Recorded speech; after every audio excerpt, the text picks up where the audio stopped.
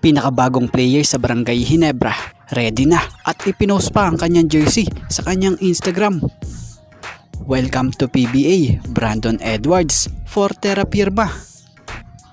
At bago nga ang lahat, baka naman po pwedeng makahingi ng isang subscription para sa ating channel or paki-follow na rin po kung nagustuhan nyo ang ating mga basketball update. At kung ito na may makakabigat para sa inyo, kahit isang like and share na lamang po. Maraming salamat po. So tuluyan ang pinauwi ng Terra Firma Jeep etong si Ryan Richards, ang 6'11" import, matapos ang hindi maganda nitong ginawa sa team. Batay sa ilang report dito sa big man na ito or sa import na ito, napagdesisyon na ng Terra Firma na i-let go na lang nila ito dahil sa hindi pala pabor ang import na to sa sistemang tumatakbo sa Jeep. He's too slow, ika nga. At saka nga daw po aminado rin naman raw ang import na ito na hindi siya makasabay doon sa gustong mangyari ng team. Kaya naman napagdesisyon na ng Terra Firma na mas piliin nilang ibalik itong 6'6", 33-year-old from Texas na si Brandon Edwards.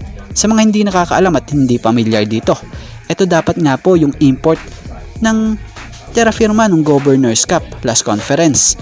Kaya lang nagka-injury ito kaya hindi natuloy.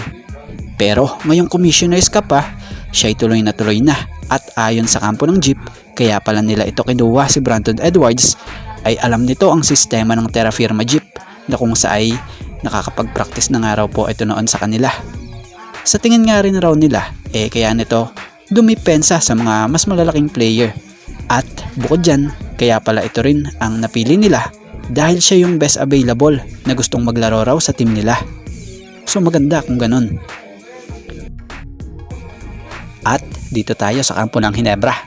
Excited na nga si Troy na mapamalas ang kanyang serbisyo sa koponan ng Ginebra matapos na itong magbigay mensahe via video dito kay Sir NJ Madriaga. Credit po Ayon nga kay Troy, nabanggit niya dito sa isang video na ito or video clip na ito, hindi na raw siya makapag-antay na makita ang mga fans ng Ginebra sa mga games nila. Sabi pa niya sa mga Ginebra fans ingat kayo palagi, God bless. So bukod dyan, nag-post rin si Troy sa kanyang IG na kung saay pinapakita niya ang kanyang practice jersey para sa Ginebra na may hashtag Ginebra, hashtag NSD, hashtag #1. So matatandang si Troy pumirma nga po sa Ginebra ng 3-year deal contract na kung saay kasama siya sa nilabas din na lineup ng Barangay Ginebra.